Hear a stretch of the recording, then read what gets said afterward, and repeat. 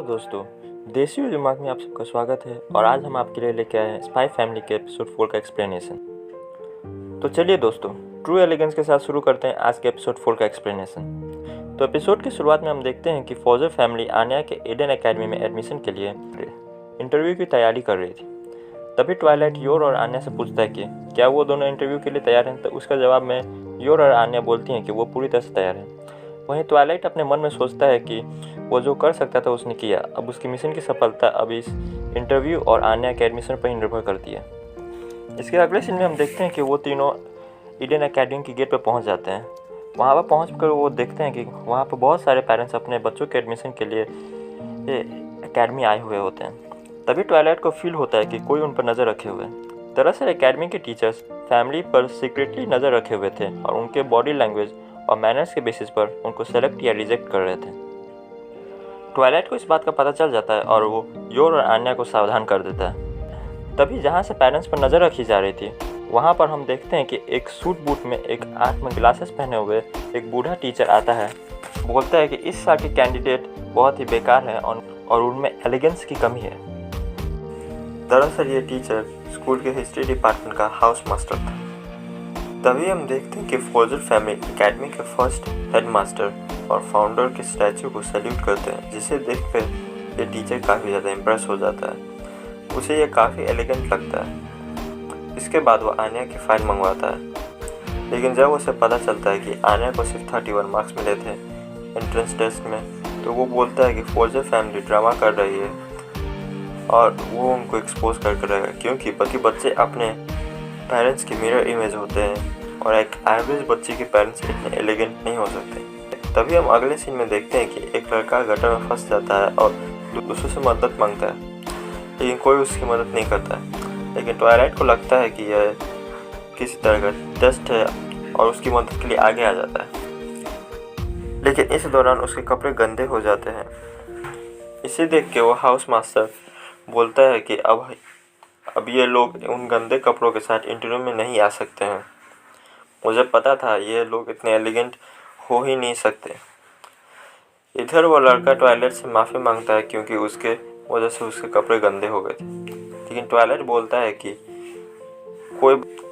वो लोग अपने साथ और कपड़े लेके आए हैं और ट्वाइलाइट अपना सूट चेंज कर लेते हैं। इसे देख के हाउस मास्टर फिर से इम्प्रेस हो जाता है। तभी एकेडमी के फार्म से बहुत सारे जानवर बाहर निकल जाते हैं और लोगों की तरह भागने लगते हैं। इसे देख के सब घबरा जाते हैं। वहीं हाउस मास्टर बोलता है कि ये भीड़ में कई वीआईपीज़ भी हैं और सबसे पहले उनको बचाना ज़रूरी है। तभी हम देखते हैं कि सेंट्रल बैंक के डायरेक्टर का बेटा भागती गाय के सामने आ जाता है, लेकिन ट्वाइलाइट उसे बचा लेता है। लेकिन इस दौरान उसका कोट फट जाता है। वहीं आन्या की तबीयत फिर से खराब हो जाती है। एक गाय गुस्से में फॉजर फैमिली की तरफ बढ़ रही थी, लेकिन योर बिल्कुल बैडास वे में उस गाय की प्रेशर पॉइंट्स ब्लॉक करके उसको बेहोश कर देती है। इसे देखकर बाकी जानवर भी डर के भाग जाते हैं, जिसे देखकर ट्वाइलाइट और आन्या दोनों काफ़ी हैरान हो जाते हैं। योर बहाना बनाते हुए बोलती है कि उसने ये योगा क्लासेस में सीखा था। अगले सीन में हम देखते हैं कि हाउस मास्टर फॉजर फैमिली से बहुत ज़्यादा इम्प्रेस हो गया और भागता हुआ फॉजर फैमिली के पास आता है उन्हें शुक्रिया कहने के लिए, और उन्हें बोलता है कि वो एग्ज़ाम पोस्टपोन कर देगा, तब तक वो लोग अपने कपड़े चेंज करके आ सकते हैं। लेकिन ट्वाइलाइट बोलता है कि उन लोगों के पास कपड़ों का एक और सेट है और वो अपने कपड़े बदल देते हैं। अगले सीन में हम देखते हैं कि इंटरव्यू स्टार्ट हो चुका है और एक एक करके फैमिलीज इंटरव्यू देने जा रहे हैं। वहीं हम देखते हैं कि इंटरव्यू हॉल के टेबल के नीचे एक माइक्रोफोन लगा हुआ है, जिससे ट्वाइलाइट अंदर की सारी बातें सुन रहा है। ट्वाइलाइट अपने मन में सोचता है कि मैं आज से पहले इतना नर्वस कभी नहीं हुआ था। मैंने एक स्पाई के तौर पर खतरनाक टेररिस्ट ऑर्गेनाइजेशन में एंट्री की, एक न्यूक्लियर बॉम्ब को रोका, तब भी मैं इतना नर्वस नहीं था जितना आज इस इंटरव्यू के लिए हूँ। आगे हम देखते हैं कि इंटरव्यू के लिए फॉजर फैमिली की बारी आ चुकी है और वो इंटरव्यू हॉल के अंदर जाते हैं। आगे में पता चलता है कि ट्वाइलाइट ने इंटरव्यूअर्स की पूरी जन्म कुंडली निकाल कर रखी हुई है और उनके बारे में सब कुछ जानता है। अब धीरे धीरे इंटरव्यू शुरू होता है और एक एक करके इंटरव्यू फॉजर फैमिली से सवाल जवाब शुरू करते हैं। वहीं बीच में बैठा हुआ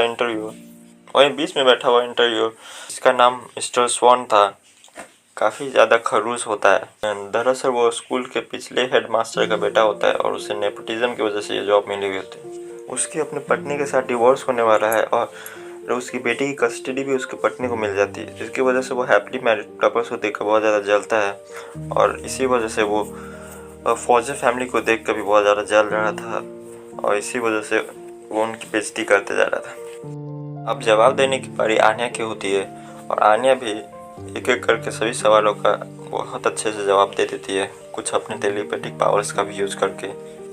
लेकिन इस दौरान कई मौक़ों पर आन्या फौजर फैमिली का सीक्रेट ओपन करने वाली होती है, लेकिन वो समय पर मैनेज कर लेती है। आन्या का जवाबों को सुन के जो हिस्ट्री का हाउस मास्टर होता है, जिसे हम पहले सीन में देखते हैं, वो काफ़ी ज़्यादा इम्प्रेस हो जाता है। लेकिन जो मोटा हाउस मास्टर होता है उसको ये अच्छा नहीं लगता है, क्योंकि फौजर फैमिली की खुशी देख के वो बहुत ज़्यादा जल रहा था। इसलिए आन्या से वो सवाल पूछता है कि उसको अपनी पुरानी माँ और नई माँ में से कौन सबसे ज़्यादा पसंद है। ये जवाब सुन के ट्वाइलाइट अपने दिमाग में सोचता है कि हो सकता है कि उसके असली पेरेंट्स अब तक मर चुके होंगे, जिसे आन्या अपने टेलीपैथिक पावर से सुन लेती है और इसकी वजह से वो बहुत उदास हो जाती है और रोने लगती है। आन्या को रोता देख योर उसे चुप कराने जाती है, लेकिन वो मोटा टीचर बार बार आन्या को हर्ट कर रहा था, जिसे सुनकर योर बहुत ज़्यादा गुस्सा हो जाती है और वो उसके ऊपर अटैक करने वाली होती है, जब कि ये ट्वाइलाइट मच्छर जो टेबल पर बैठा हुआ था उसे ज़ोर से मारता है, इतना ज़ोर से मारता है कि जिसकी वजह से टेबल 2 टुकड़ों में टूट जाता है। इसके बाद हम देखते हैं कि लॉयड फॉजर उर्फ ट्वाइलाइट आन्या और योर के साथ इंटरव्यू हॉल से बाहर निकल जाता है। फौजर फैमिली के बाहर निकलने के बाद जो हिस्ट्री हाउस मास्टर होता है, वो जो मोटा हाउस मास्टर होता है उससे बोलता है कि उसने ठीक नहीं किया। इसके ऊपर इस बात को सुनकर जो मोटा हाउस मास्टर होता है वो बोलता है कि उसके पिता भले ही अभी इस स्कूल के हेडमास्टर नहीं है, लेकिन वो अभी भी इस स्कूल में उनका बहुत ज़्यादा इन्फ्लुएंस है, कोई उसका कुछ नहीं बिगाड़ सकता। इसे सुनकर उस हिस्ट्री हाउस मास्टर को बहुत ज़्यादा गुस्सा आता है और वो उसे एक पंच में ही नॉकआउट कर देता है। अगले सीन में हम देखते हैं कि फौजर फैमिली अपने घर पर पहुंच चुकी है और ट्वाइलाइट बहुत ज़्यादा उदास है, क्योंकि उसे लगता है कि वो एक स्पाई के तौर पर फेटर है, क्योंकि उसने अपनी इमोशंस को अपने ऊपर हावी होने दिया और जिसकी वजह से उसका पूरा मिशन खतरे में पड़ चुका है। वहीं हम आगे देखते हैं कि योर और आन्या ट्वाइलाइट को मोटिवेट करने की कोशिश कर रहे हैं और ट्वाइलाइट से कहते हैं कि बाकी के दोनों इंटरव्यूअर्स को आन्या का परफॉर्मेंस बहुत अच्छा लगा था, तो हो सकता है कि अभी भी आन्या के पास होने की उम्मीद है। इसके बाद हम देखते हैं कि लॉयड अपना मूड ठीक करते हुए योर और आन्या के साथ चाय का कप एंजॉय करते हैं। तभी वहाँ पर कुछ गिरने की आवाज़ आती है। तभी वहाँ पर हम देखते हैं कि फौजर फैमिली की फैमिली फ़ोटो गिर जाती है और इसी के साथ एपिसोड खत्म हो जाता है।